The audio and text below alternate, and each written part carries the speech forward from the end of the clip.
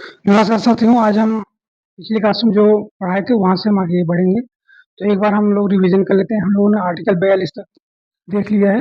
एक बार हम रिवीजन कर देते हैं, ठीक है? तो आप देखेंगे आर्टिकल 27 से चलता हूँ, ठीक है? आर्टिकल 27 क्या था? तो उसमें ये बताया गया धार्मिक अभिवृद्धि के लिए कर देने से स्वतंत्रता है। आप कोई भी धर्म हो, उसकी अभिवृद्धि के लिए जो है आप कर दे सकते हैं या नहीं दे सकते, आपकी मर्जी का है, ठीक है? इसमें ये आपको अधिकार दिया गया है, आपके व्यक्तिगत अधिकार है। आपकी मर्जी का राय देने के लिए दीजिए, नहीं अगर नहीं देने का मन रहे मत दीजिए, ठीक है? इसलिए ये बोला गया है। अगर आप देखेंगे ना, तो जो इतिहास में आप देखेंगे ये सब चीजें, तो धर्म के आधार पे ही साम्राज्य का निर्माण होता था। तो इसमें क्या है कि जो संविधान दिया गया है, इसमें धर्म को जो निगेटिव पॉइंट पे डाल दिया गया है। ये भारत में अगर देखा जाए, भारत के संदर्भ में, भारत का पश्चिमी देशों में भी यही चल रहा है। तो और उसके बाद तो इसमें जो आर्टिकल 25 से लेके आपको दिया गया है 30 तक का, वो 28 तक है। मैंने मानिए अगर 30 तक माना हो तो मान लीजिए माइनॉरिटी के लेकर के। तो इसमें कहने का पर्पज ये है कि ये इसलिए इसको इतना निबंधन के साथ रखा गया है कि व्यक्तिगत कार्य दें या ना दे। तो क्योंकि वो पहले क्या होता था, इसी के आधार पर साम्राज्य का निर्माण होता है। जैसे मुगल वंश क्या था, धर्म आप कौन से धर्म के हिसाब से चला था वो आप खुद ही जानते हैं। ईसाई धर्म ऐसे चलता था।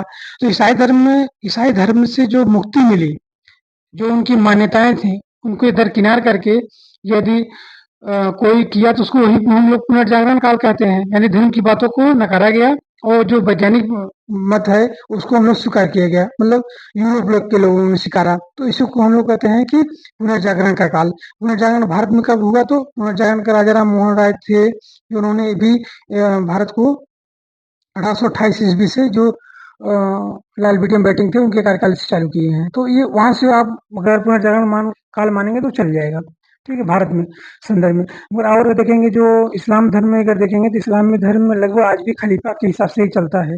जो ईरान में आप इस खूब अच्छे से उदाहरण आप देखेंगे, तो वहाँ के जो सुप्रीम है वो वहाँ पे आज भी जो खलीफा है, मतलब एक प्रकार से महामहिम है, वो धर्म के गुरु के हिसाब से चलता है। वहाँ पे राष्ट्रपति का उतना वर्चस्व नहीं जितना धर्म गुरु का है, ठीक है? तो ये रहा आपका आर्टिकल, मतलब ये धर्म के मामले में मैं आपको बता रहा हूँ क्या उसका वर्चस्व है। अच्छा, उसके बाद हम लोग देखते हैं आर्टिकल, ये हमने बताया 27 में दो बात हमने बताया था। जो टैक्स था, एक शुल्क था। टैक्स शुल्क में अंतर क्या है? दूसरी बात हमने बताया था जो हज के लिए जो सपोर्ट किया जाता है, क्यों जो मेला कुंभ मेला या मेला हुआ जो सपोर्ट किया जाता है, क्यों दिया जाता है, तो हम इसको डिटेल से आपको बताए हैं। ये धार्मिक भले कर है, कर से सपोर्ट दिया जा रहा है, मगर वो भावना से नहीं दिया जा रहा है, ठीक है? तो ये मैं डिटेल से बताया हूँ, आप समझ देख लीजिएगा उसमें से। आर्टिकल 28 हम लोग देखते हैं। आर्टिकल 28 में क्या कहा गया है? इसमें कुछ कुछ शिक्षण संस्थानों में जो धार्मिक शिक्षा है, धार्मिक उपासना है, से स्वतंत्रता है। उसमें उपस्थिति से स्वतंत्रता है। उपस्थिति से अर्थात मतलब चालू हो, ये तो मतलब देख रिवीजन कर लीजिए। उसमें आप अगर पहुंच रहे हैं देर से या सबेर से, तो कोई भी हो, आप वो ये नहीं डांट सकता कि आप क्यों आए थे। आपकी स्वतंत्रता है, आपकी मर्जी है। तो ये आपको अधिकार दिया गया है संविधान में। अच्छा, 29 क्या है? 29 में हमने संस्कृति, जो माइनॉरिटी लोग हैं, माइनॉरिटी जो अल्पसंख्यक लोग हैं, उनको ये अधिकार दिया गया कि अपनी संस्कृति को आप मतलब सर्वाइव करें, संरक्षण करें। आपको ये अधिकार दिया गया है, संविधान के तहत दिया गया है। ये मौलिक अधिकार ही है। तो इसमें क्या बोला गया है? इसमें ये बोला गया है कि आप जो जैसे भाषाई रूप से अल्पसंख्यक है या धर्म से अल्पसंख्यक है, तो अपनी जो धर्म है और जो भाषा है, लिपि है और संस्कृति है, उसको आप संरक्षण करिए। इसमें जो भी लगेगा वो जो सरकार है, भारत सरकार वो सपोर्ट करेगी। इसमें ये बोला गया है, ठीक है? अच्छा, 30 में क्या हमने बताया था? 30 में हमने ये बताया था कि जो शिक्षा से संबंधी अधिकार हैं, शिक्षा अल्पसंख्यक लोगों को लग रहा है कि नहीं मेरे को वहाँ सर्वाइव मैं वहाँ पे नहीं कर पाऊंगा, जो जहाँ सब जाते हैं। तो अपने निजी आप निजी संस्थान खोल सकते हैं, और उसके बाद खोलने के बाद जो वित्तीय होगा, प्रबंधन होगा, उसको सपोर्ट करेगी भारत सरकार, उसको आपको सपोर्ट करेगी, आप अपना करिए। अच्छा, जो ये चीज ध्यान रखिए, आर्टिकल 30 में भी समझते रहिएगा। जो आर्टिकल 15 में जो आरक्षण दिया गया है, चाहे 10% जो जनरल वर्ग के लिए, आर्थिक रूप से कमजोर वर्ग के लोगों के लिए दिया गया था, ओबीसी का जो एससी का है, एसटी का है, इसमें जो है आर्टिकल 30 में जो आरक्षण है इस पे लागू नहीं होगा, ये ध्यान रखिएगा, ठीक है? अच्छा, उसके बाद और क्या है? और हाँ, 31 में क्या हमने बताया? 31 में हमने बताया था जो 31 का 31 का तो पहली बात तो संपत्ति का अधिकार था, जो उसको तो 40वां संविधान संशोधन के द्वारा निकाल दिया गया है। अब तो संवैधानिक अधिकार हो गया है, मौलिक अधिकार नहीं रहा संपत्ति का अधिकार। आर्टिकल 301 300 का ए है, ठीक है? संवैधानिक संवैधानिक अधिकार है। अच्छा, दूसरी बात ये हमने ये बताया था कि ये आर्टिकल 30 कौन-सा था? हाँ, आर्टिकल 31 का है। तो आर्टिकल 31 के ए में क्या है? आर्टिकल 31 में प्रथम संविधान संशोधन द्वारा नेहरू जी द्वारा और 31 के बी दोनों को ऐड किया गया है, ठीक है? तो इसमें कहा क्या गया था? इसमें ये बोला कि जो आर्टिकल 31 के ए के तहत में ये बोला गया था जो ज़मींदारी है, ये सब जो बड़े-बड़े ज़मींदार हैं, सामंत हैं, इनके जो पास जो ज़मीनें थे, उसपे जो अधिया पे काम करे, अधिया मतलब कि जो उनका खेत मालिक का खेत रहता था और लोग कोई लेकर के जोतते-बोते थे और जो आधा होता था फसल का वो गेहूँ हो, चावल हो, जो भी हो, तो गेहूँ का, धान का जो भी उत्पादन होता था, आधा उनको देते, आधा खुद को रखते थे, खेती वही करते थे। ऐसे लोगों का लिस्ट मंगा करके वो क्या किए, उन्हीं के नाम पे जवाहरलाल नेहरू जी कर दिए। उन्होंने पहले ये बोला कि आप जो कर रहे हैं, जिस खेती पे, उनका नाम दीजिए, नहीं तो आपको वो प्रतिबंधित कर दिया जाएगा। सब दे दिए, जब सब लिस्ट पा गए, तो बोले नहीं ठीक है, आज से जो जहाँ काम कर रहा है वहीं पे हो जाएगा। तो इस पे बहुत हंगामा भी हुआ था, तो बाद में अपना सल्टा दिया गया था। ठीक है, तो 31 बी में क्या बताया था? 31 बी में ये बताया था कि जो 31 बी का वही अनुसूची 9 व्याख्या करता है। इसमें जो भी लिस्ट होगी, तो आर्टिकल 13 के तहत समीक्षा नहीं कर सकती है सुप्रीम कोर्ट, इसमें ये अधिकार दिया गया है। क्यों दिया गया है इसके बारे में मैंने बता दिया है, वहाँ पे देख लीजिएगा। आर्टिकल 32 क्या है? 32 में जो है आपका पूरा 5 जो मौलिक अधिकार वो है, रिट है वो है, हैबेस कॉर्पस है, जो बंदी प्रत्यक्षीकरण है, परमादेश है, फिर क्वारंटो है और फिर क्या है, ये प्रतिषेध है और उत्प्रेषण है। इसके बारे में मैंने डिटेल बताया है। कि हेवी का कागज़ कहाँ लगेगा, मेंटेनेंस कहाँ लगेगा, वारंटो कहाँ लगेगा और प्रोहिबिशन कहाँ लगेगा और सब्सिडियरी कहाँ लगेगा, ये सब ने डिटेल बताया है। अच्छा, इसमें ध्यान रखिएगा जो प्रोहिबिशन है, जो सब्सिडियरी है यानी प्रतिषेध है और एक उत्प्रेषण है। तो प्रतिषेध मतलब आधे काम पे रुक जाता है और सब्सिडियरी जो है उत्प्रेषण है, उसमें पूर्ण सुनवाई के बाद जो है फिर से सुनवाई करता है। ये ध्यान रखिएगा, 2 मेन अंतर है। अच्छा, दूसरी बात जो आर्टिकल 33 में आर्टिकल 33 में ये होता था जो सेना के लोग हैं, गुप्तचर हैं, जो ये सब है, तो जो औपचारिक है, औपचारिक मतलब छोड़िए, जो ड्यूटी पीरियड में है, ऐसे समझिए, जो ड्यूटी पीरियड में है या ड्यूटी संबंधित कोई बातें हैं, वो मौलिक अधिकार के अंदर नहीं आएँगे। हँसी मज़ाक कर रहे हैं, वो भाई अनौपचारिक है, वो तो उसमें आप कुछ भी करिए, कोई दिक्कत नहीं है। तो वहाँ पे मौलिक अधिकार का जो है अगर हनन होता है तब आप मौलिक अधिकार पे जा सकते हैं। ड्यूटी पीरियड में ड्यूटी संबंधित कोई बातें होंगी, तो उसमें जो है मौलिक अधिकार लागू नहीं होगा, ये ध्यान रखिएगा। क्यों होगा, क्यों नहीं लागू, ये मैंने बताया है, आप समझ लीजिए, देख लीजिएगा। अच्छा, आर्टिकल 34 में क्या है? आर्टिकल 34 में ये बताया गया है कि जब राष्ट्रीय आपात लगेगा, मार्शल लॉ लगेगा और 111 कोई धारा नहीं, कौन सा इस धारा है, देख लीजिएगा उसको। तो उसमें जब ये लागू रहेगा तो मौलिक अधिकार का मतलब उसमें कम रहेगा। मतलब मौलिक अधिकार उस पे आप कहेंगे कि निलंबित टाइप का रहेगा, थोड़ा कम रहेगा, ये इसमें बातें बताई गई है कि मौलिक अधिकार का यहाँ पे जो है पूर्ण रूप से नहीं दिया जाएगा। अच्छा, इसमें एक और विवाद है।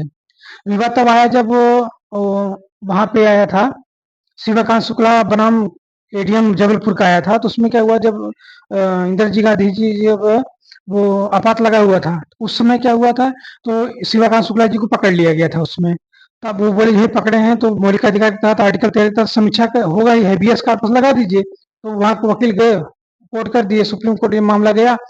तो उसमें क्या हुआ, भाई हैबियस कॉर्पस है, मौलिक अधिकार है, भले आपातकाल लगा हुआ है, तो वो लगे।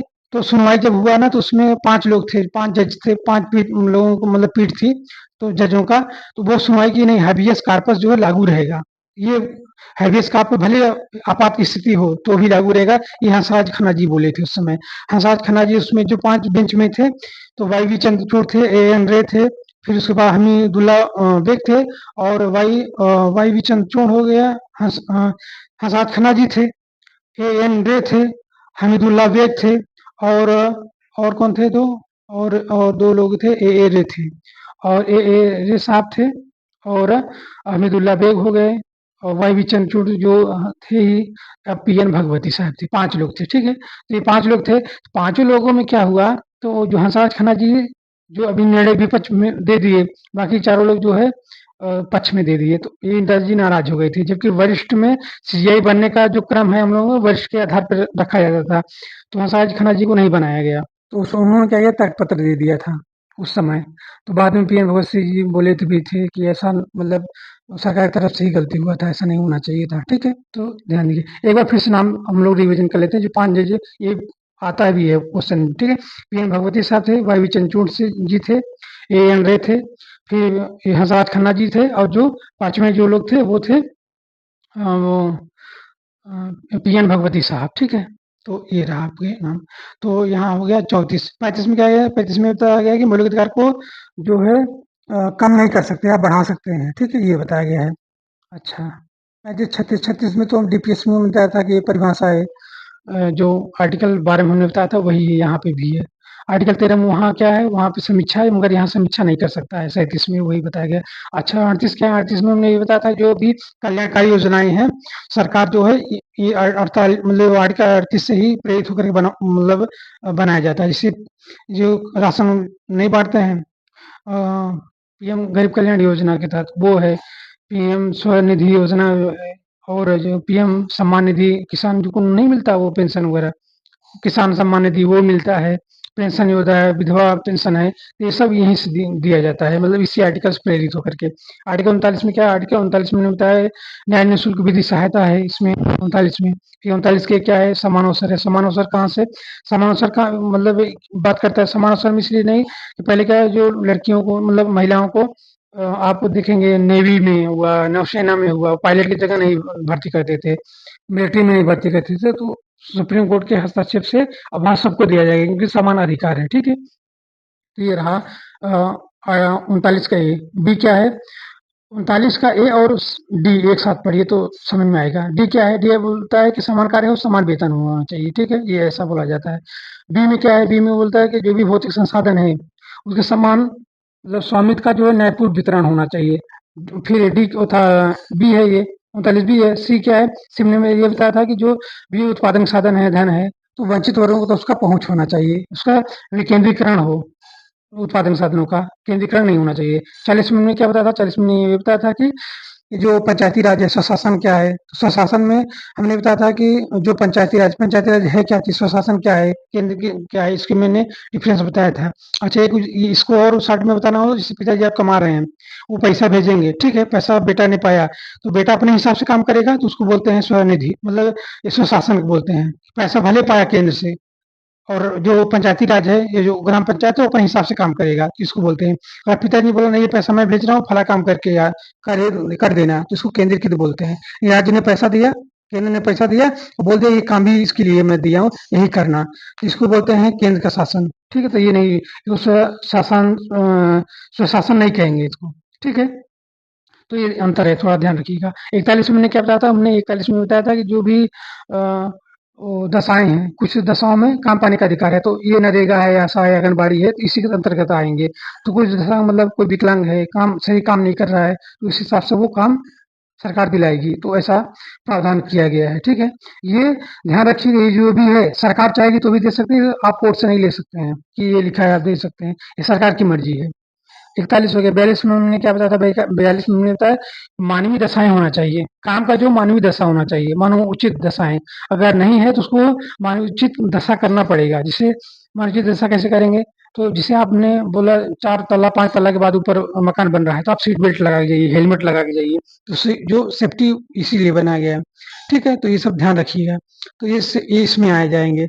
और अच्छा, और क्या क्या आएगा इसमें, तो मतलब ये सेफ्टी वाले में तो मानवोचित दशा करा जाएगा और प्रसूति सहायता दिया जाएगा। जैसे महिला कोई काम करे, उसको बच्चा है, तो बच्चे के लिए जो है वो उसके छाया होना चाहिए, तो ये सब व्यवस्था होनी चाहिए, लेटरिन बाथरूम होना चाहिए, पानी पीने की व्यवस्था होना चाहिए, तो ये सब उचित होना चाहिए, ठीक है। और ऐसा जो कोई जगह ना हो जहाँ पे खतरनाक जगह ना हो, वहाँ महिला को मत लगाइए। जैसे डैम बन रहा हो ऊपर एकदम चढ़ाने का, वहाँ पे ना हो, माइन में ना होना चाहिए। या पटाखे का है तो वहाँ मत ले जाइए। अगर प्लास्टिक वाला कोई इलाका है वहाँ पे बहुत होता है ना, वहाँ पे विस्फोट वगैरह, तो वहाँ मत महिलाओं को लगाइए। अच्छा, और कहाँ पे, और जिससे टीएमटी बनता है, जहाँ लोहा गलता है वहाँ वही मत लगाइए, ऐसे ऐसे खतरनाक जगह को मत लगाइए। कहने का मतलब यही है, ठीक है। अच्छा, अब हम लोग आर्टिकल 43 देखते हैं। तो 42 हमने तो पढ़ाया था, हम लोग आर्टिकल 43 से देखते हैं, ठीक है। चलिए ठीक है, आप लोग आर्टिकल 43।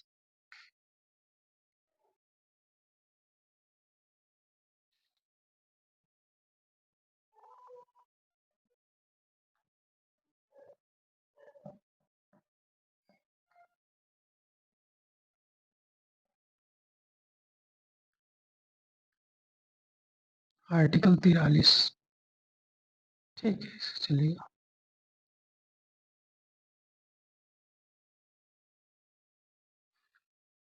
आर्टिकल 43। आर्टिकल 43 क्या है? तो आर्टिकल 43 में अगर देखेंगे तो आर्टिकल 43 में जो निर्वहन मजदूरी है उसके बारे में बताया गया है। निर्वहन मजदूरी क्या है? तो निर्वहन मजदूरी मतलब कहने का मतलब ये है, जैसे आप कह लीजिए रोटी कपड़ा मकान ये है, आप तो ये जानते ही हैं। तो रोटी कपड़ा जो मकान है, इसके साथ-साथ इसके मतलब डेली का जितना हमारा कमाई है, जितना मैं मतलब मज़दूरी कर रहा हूँ, वो एडजस्ट हो जाना चाहिए, इसमें आना चाहिए। पहली प्लस रहन-सहन, हेल्थ का और किराया भाड़ा ये सब इसमें इंक्लूड रहेगा और थोड़ा इन्वेस्टमेंट के लिए बचत भी होना चाहिए। अगर ये ज़्यादा रख देंगे, तो लोग क्या करेंगे, कहीं जाने दो मैं तो 10 दिन काम कर लूँगा मेरा तो हो जाएगा, तो ज़्यादा इसलिए नहीं रखा गया है। अच्छा, और कम इसलिए नहीं किया गया है, करेंगे तो इनका शोषण ज़्यादा होगा। और ज़्यादा इसलिए भी नहीं देंगे क्योंकि हर प्रोडक्ट पे लागत ज़्यादा आएगा तो एक्सपोर्ट नहीं हो पाएगा। वहाँ पे जो आपका बिक्री करेंगे तो लफड़ा आएगा, मतलब उसमें आप कॉम्पिटिशन से बाहर हो जाएँगे। क्योंकि चाइना इतना तेज़ उसका जो मार्जिन मनी है, ये इकोनॉमिक शब्द है, मार्जिन मनी जो है, लागत कम से कम फैक्टर जो कॉस्ट आना चाहिए वो तो न्यूनतम आए। न्यूनतम आएगा तो आपकी बिक्री बढ़ जाएगी। कोई अगर वस्तु का दाम कम रहेगा तो माँग ज़्यादा रहेगी। और जो माँग और जो वस्तु का दाम हाई रहेगा, माँग उसका कम रहेगा, तो ये फ्लक्चुअल रहता है, इसको निर्धारित किया जाता है। इसीलिए मज़दूरी का जो निर्धारण है इसी तात्पर्य से किया गया है, ठीक है? तो ये निर्वहन मज़दूरी है, यहाँ पे मैं लिख देता हूँ, ठीक रहेगा।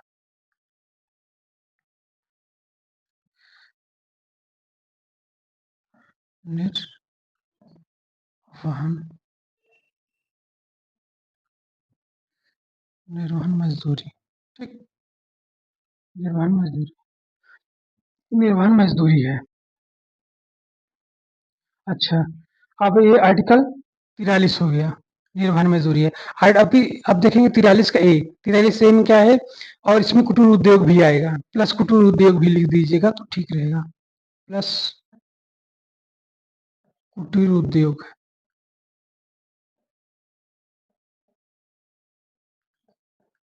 कुटीर उद्योग है। निर्वहन मज़दूरी प्लस कुटीर उद्योग इसी में आएगा। अब 43 का ए देखते हैं, 43 का ए क्या कहता है? तो ये बोला कि 43 का जो ए है, यहाँ पे 43 का ए लिख देता हूँ।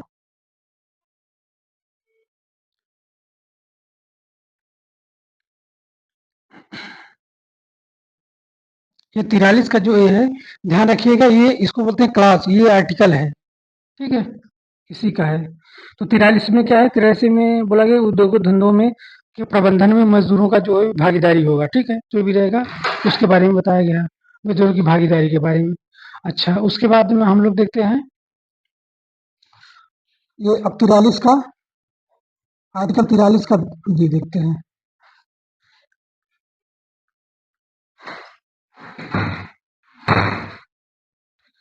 ये है उद्योगों उद्योगों में ये उद्योगों के प्रबंधन में, ठीक है? आप लिख लीजिएगा, उद्योगों के प्रबंधन में प्रबंधन आप लिख लीजिएगा ये पूरा ये, औद्योगिक प्रबंधन में मज़दूरों की भागीदारी, ठीक है? अच्छा, 43 की बी क्या है? ये कोऑपरेटिव सोसाइटी है, ठीक है? ये कोऑपरेटिव सोसाइटी है,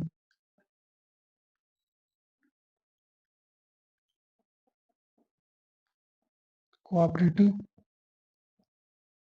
सोसाइटी है, ठीक है? कोऑपरेटिव सोसाइटी होता है यहाँ पे, ये ध्यान रखिएगा। आर्टिकल 43 में क्या है? मज़दूरी है, कुटीर उद्योग है। 43 के क्या है? उद्योगों के प्रबंधन में मज़दूर भागीदारी है। और 43 के भी जो कोऑपरेटिव सोसाइटी है, उद्योग प्रबंधन प्रबंधन क्या क्या चीज़ है? उद्योग प्रबंधन मतलब होता है कि आप मतलब प्रोडक्शन के बारे में, जो प्रोडक्शन मैनेजर होता है या फिर आप कह लीजिए, या क्वालिटी मैनेजर होगा, या जो व्यवस्थापक होगा वहाँ पे, तो उन लोगों के साथ में ये करेगा तो वो लोग अपना भी पक्ष रखेंगे कि भाई ये यहाँ पे अच्छे से बाथरूम होना चाहिए, लेटरूम होना चाहिए, पानी की व्यवस्था पीने का होना, खाने के लिए लंच करने के लिए हमारा एक रूम सेपरेट रूम होना चाहिए कि मैं वहाँ जाऊँ 1 घंटे के लिए खान पीन कर लूँ, तो मतलब ये सब पूरी व्यवस्था होना चाहिए।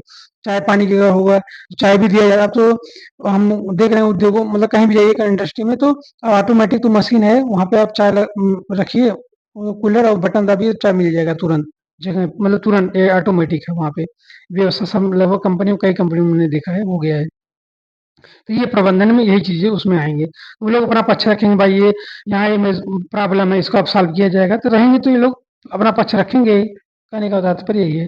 फिर एज़ कोऑपरेटिव सोसाइटी क्या है, कोऑपरेटिव सोसाइटी में इसमें इसका मतलब क्या पर्पज़ है? पर्पज़ ये है कि इससे इसमें क्या रहेगा, इसको अर्ध सरकारी बोल सकते हैं आप। सरकार का भी सपोर्ट रहेगा, जनता का भी भागीदारी रहेगा। ये महात्मा गांधी जी ने इस बहुत सपोर्ट किया था कि ये चीज़ होना चाहिए। सरकार भी उसमें दखल करे और जनमानस भी जो भी रहेगा तो उसमें उसका भी भागीदारी रहेगा। तो समूह ये क्या करेगा और अच्छे से चलेगा तब। वो भी कुछ सलाह देगा, ये भी अपने मेहनत से करेंगे तो अच्छे से कार्य हो जाएगा। तो कोऑपरेटिव सोसाइटी इस समय बहुत बन रहा है।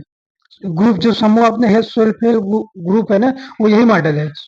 वो यही जो कोऑपरेटिव सोसाइटी का ही ये ग्रुप है वो, ठीक है।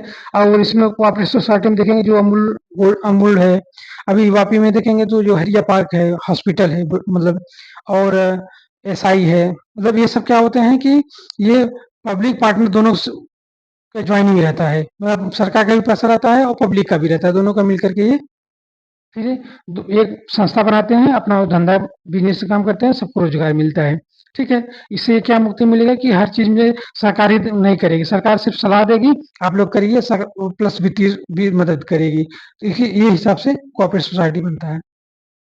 अब आर्टिकल 44 हम लोग देखते हैं, ठीक है। आर्टिकल 44 ये मिटा दूं क्या, यानी कि इधर ले लेते हैं,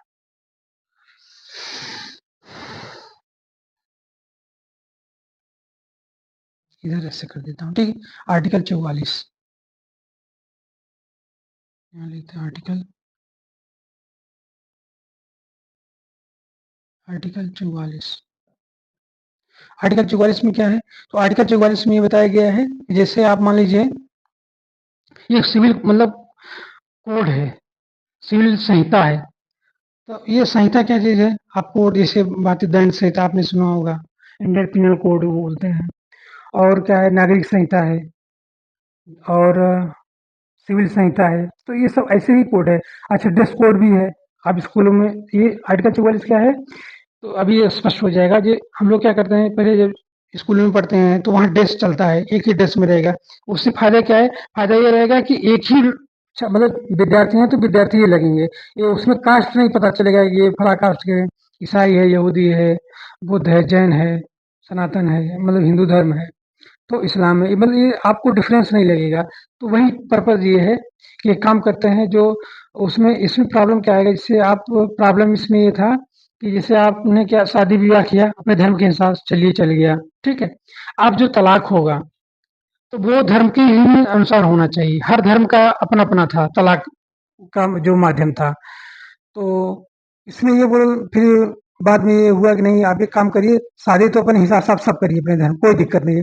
जो तलाक होगा, जो जो उसमें जो अगर तलाक हो गया, उत्तराधिकार का जो हुआ, गोदनामा हुआ, संपत्ति का बँटवारा हो गया, या फिर जो विधवा हो गई हैं, उनका फिर जो उसमें जो जीवन निर्वहन का दिया जाता है ना उसमें, तो वो ये सब जो है एकरूपता होना चाहिए। इसी को बोलते हैं कॉमन कॉमन लॉ होना चाहिए। कॉमन मतलब कि समान सिविल संहिता, यानी इसी को समान, हर नागरिक को समान होना चाहिए, ये विधि।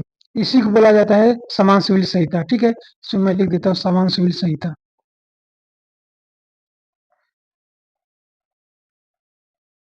समान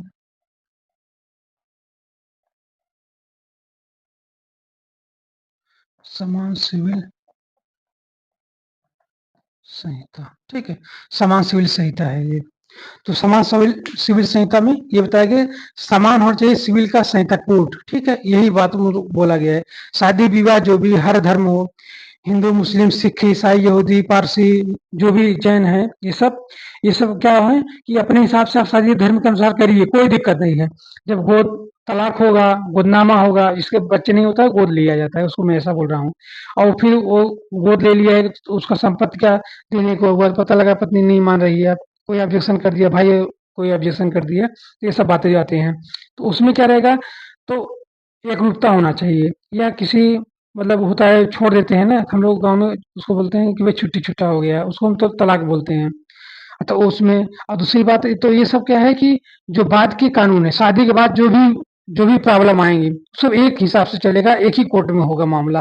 चाहे तलाक का हो, चाहे गोदनामा का बच्चे नहीं हो रहे हैं तो गोदनामा लीजिए, अगर नहीं कोई लेते कोई दिक्कत नहीं है। उनका संपत्ति बँटवारा कैसे होगा, ये होगा। और किसी मतलब अभी उम्र है, छोड़ देते हैं तो वो अगर आती है, किसी की पत्नी है छोड़ दिया मान लीजिए, तो वो अपने मायके आती है, तो उसका जो निर्वहन होगा वो कौन देगा? तो ये सब इस पूरी बातें इसमें एकरूपता के हिसाब से कहा गया है। ये वो शाहबानो केस में बहुत ज़्यादा ये चर्चित में हुआ रहा था उस समय, ईएफडी का जो मामला था, तो उसी से ये प्रेरित है, थोड़ा देख लीजिएगा। इसको बोलते हैं समाजशील संहिता, ठीक है? अब हम लोग आगे बढ़ते हैं 45 में देखते हैं। आर्टिकल 45 आर्टिकल 45 ठीक है। आर्टिकल 45 में क्या है? तो इसमें ये बोला गया जो 0 से 14 वर्ष के बच्चे हैं, उनको शिक्षा से पोषण संबंधी मतलब अधिकार दिया गया है इसमें। तो इसी के तहत जो अब क्या हुआ है, अब इसमें जो 0 से 14 था पहले, ठीक है? 0 से 14 था पहले, अब क्या हुआ है, अभी जो 86वां संविधान संशोधन है, जो 86वां संविधान संशोधन तो 6 से 14 वर्ष के एज है, ठीक है? इधर एज को बोल देते हैं एज। तो 6 से जो 14 वर्ष के बच्चे हैं, एज वाले हैं, अब उनको जो है 86 जो संविधान संशोधन है 86वां,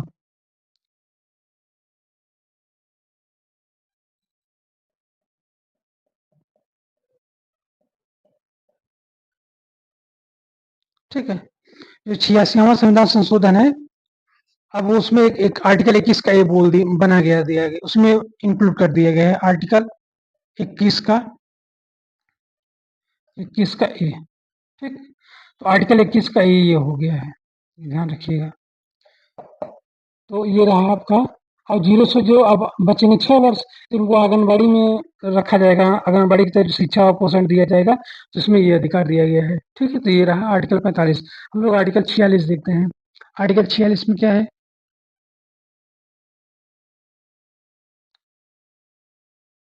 यहाँ लिख देते हैं आर्टिकल 46। तो यहाँ जो है SC ST SC है, यहाँ से दे रहा हूँ, ठीक है? SC है, ST है, प्लस OBC, ठीक। तो इसमें क्या गया है, आर्टिकल 46 में क्या बोला गया है? आर्टिकल 46 में बोला SC है, चाहे SC हो, चाहे ST हो, प्लस यहाँ पे प्लस कर लीजिएगा, ठीक है? तो काम करते हैं, कंफ्यूज मार देगा। यहाँ पे लिख लीजिए ST,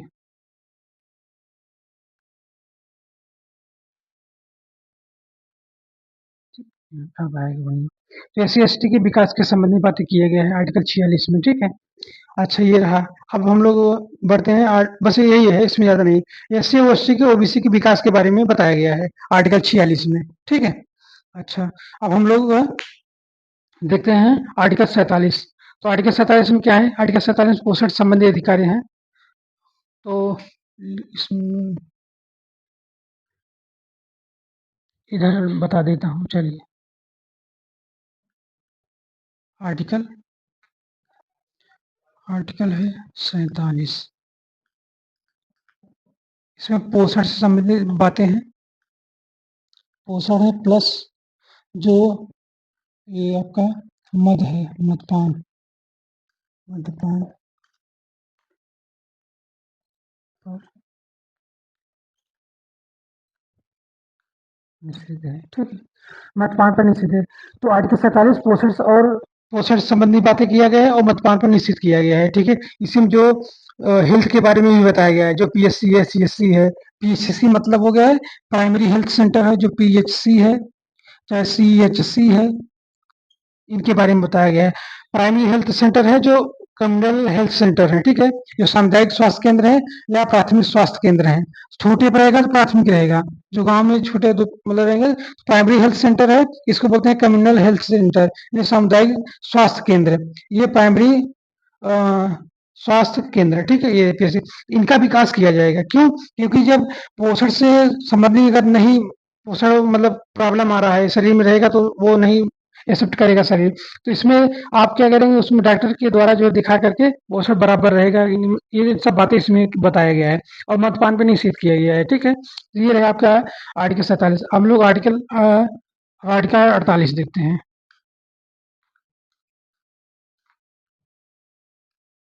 ठीक है। आर्टिकल 48 में क्या दिया गया है? तो आर्टिकल 48 में ये बोला गया है जो भी जानवर हैं, दुधारू हैं, उनकी हत्या नहीं किया जाएगा। ये ध्यान रखिए ये सब बातें जो है महात्मा गांधी जी के द्वारा के मतलब उन्हीं का विचार है, ठीक है? इसीलिए इसमें रखा गया है। आर्टिकल 48 में क्या दिया गया है कि दुधारू पशुओं का जो है हत्या नहीं किया जाएगा, इसके बारे में बताया गया है, ठीक है? तो ये देख लीजिएगा। और दूसरी बात क्या है? दूसरी बात ये है कि जो किसान लोग रहते हैं, वो जो पशु रखते हैं, ठीक है? तो जो ऐसे जो अपना पालन पालन मतलब उसको पालते हैं, उसको ठीक है, जो नहीं पाल रहे हैं वो जंगल में छोड़ दीजिए। तो ये हो गया, 2 बातें इसमें आएँगी। पहली बात जो आप इसमें ऐसे रखिए इसको, एक काम पालतू जानवर हैं और गैर पालतू हैं, जो गैर पालतू हैं, ठीक है?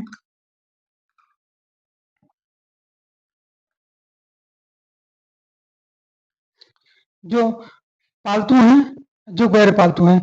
पालतू हैं तो घर पे रखिए, गैर पालतू हैं जंगल में छोड़ दीजिए, ठीक है? ऐसे खेती करिए, खेती में भी यही रूल रखिएगा। खेती में क्या रहेगा, अगर जो आप खेती करते हैं, खेती में जहाँ तक खेती आप कर रहे हैं, जहाँ तक आपका बाग है, ठीक है, जहाँ तक बाग नहीं है आप उसको जंगल घोषित कर दीजिए। तो जंगल में पेड़-पौधे जो भी रहेगा वो हो जाए सेपरेट हो जाएगा। जंगल में जो है जंगल भी बहुत ज़रूरी है। ये तो इसी के अमेज़न के जितने बड़े जंगल है उसको पृथ्वी का फेफड़ा कहा जाता है। अगर वो जिस दिन वो कट गया तो मान लीजिए ऑक्सीजन में बहुत दिक्कत हो जाएगा। ऑक्सीजन लिए तो दिक्कत नहीं बहुत प्रॉब्लम हो जाएगा। ठीक है? तो ये सब बातें हैं। तो आज यहीं तक हम पढ़ाते हैं, कल से हम लोग 49 से पढ़ाएँगे, ठीक है? Thank you.